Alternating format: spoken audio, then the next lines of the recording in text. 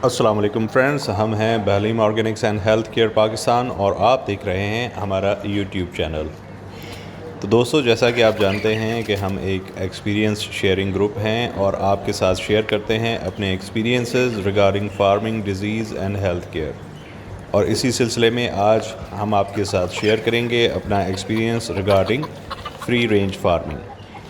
तो friends, free range farming को समझने से पहले आपको फार्मिंग को समझना बहुत ज़रूरी है। फार्मिंग बेसिकली दो टाइप्स की होती है, एक ऑर्गेनिक फार्मिंग है, दूसरी इनऑर्गेनिक फार्मिंग है।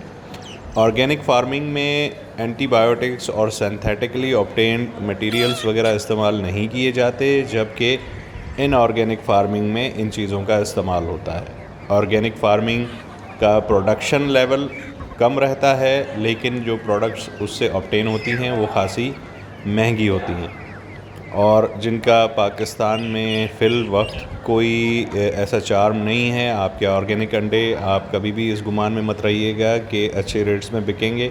हमारे पास अंडे जैसे हैं वैसे ही है।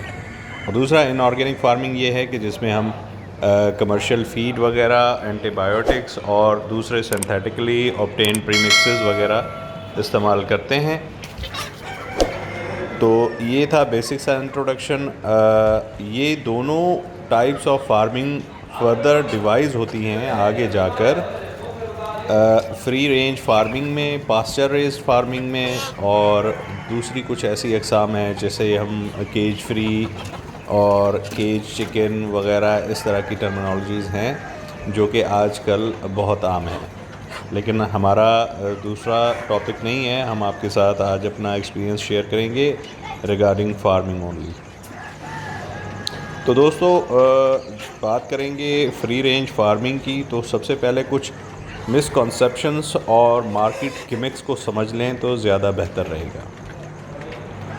अगर हम बात करते हैं फ्री रेंज फार्मिंग की, तो आजकल के दौर में यूट्यूब एक बहुत बड़ा इंफॉर्मेशन सोर्स है जहां से हमें बहुत अच्छी मालूमात मिलती है। वहीं से हमें मिसगाइड करने वाले लोग भी मिसगाइड करते हैं। स्पेशली बात करेंगे उन एलिमेंट्स के हवाले से, उन लोगों के हवाले से जो लोगों को गलत इन्फॉर्मेशन दे के उनको ऐसे मामलात पे उकसा रहे हैं जैसा कि फ्री रेंज फार्मिंग है, जिनकी उनको ख़ुद को समझ नहीं, लोगों को मिसगाइड करते हैं। और दूसरा, हमारे पास जो सबसे बड़ा मसला है वो चस्का पार्टी है। कुछ चस्का पार्टी से मुराद ये है कि कुछ ऐसे लोग हैं जिनको फार्मिंग की एबीसी का पता नहीं, लेकिन देखा देखी कैलकुलेटर उठाकर लोगों को वो कैलकुलेशंस बताते हैं और आम फहम लोग उनकी बातों में आके इन्वेस्टमेंट कर बैठते हैं और अल्टीमेटली लॉस उठाते हैं।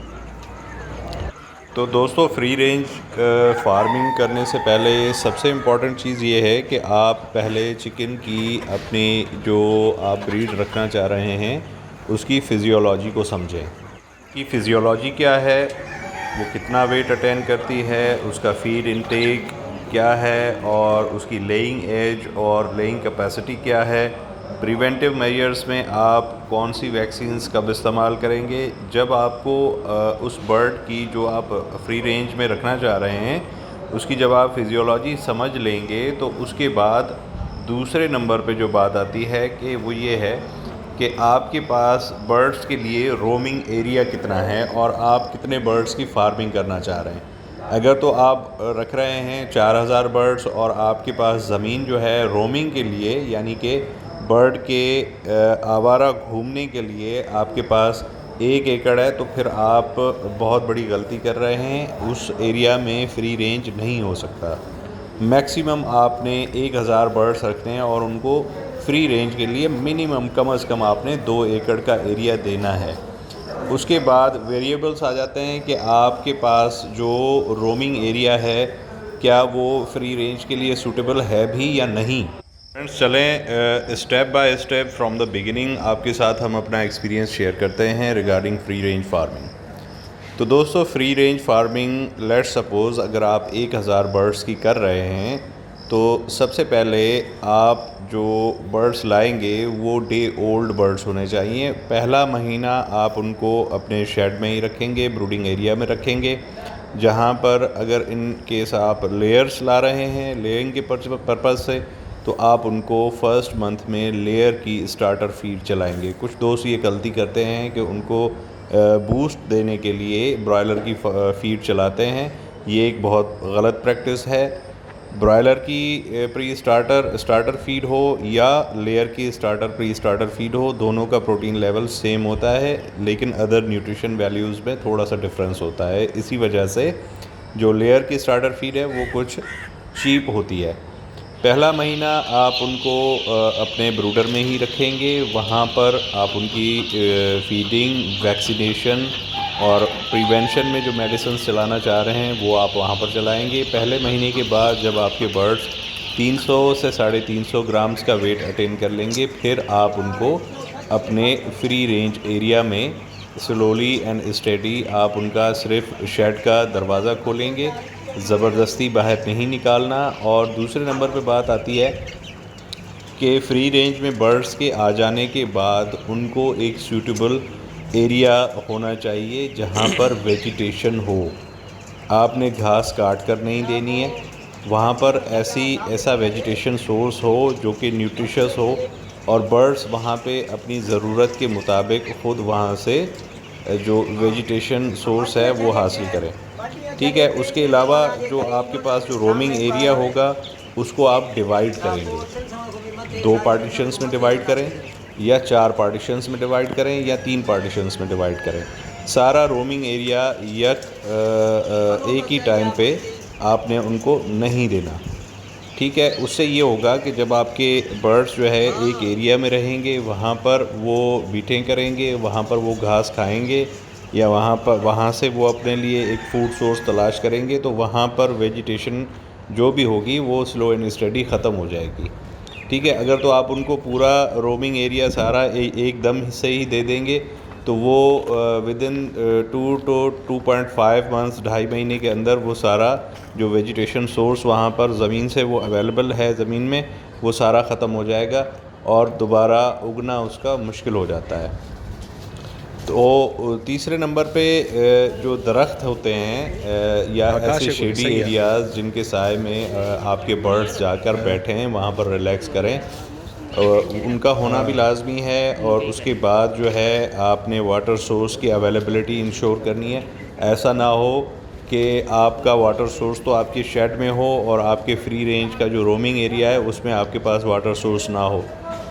वाटर सोर्स ना होने से ये होगा कि आपको फ़ायदे के बजाय नुकसान ही होगा।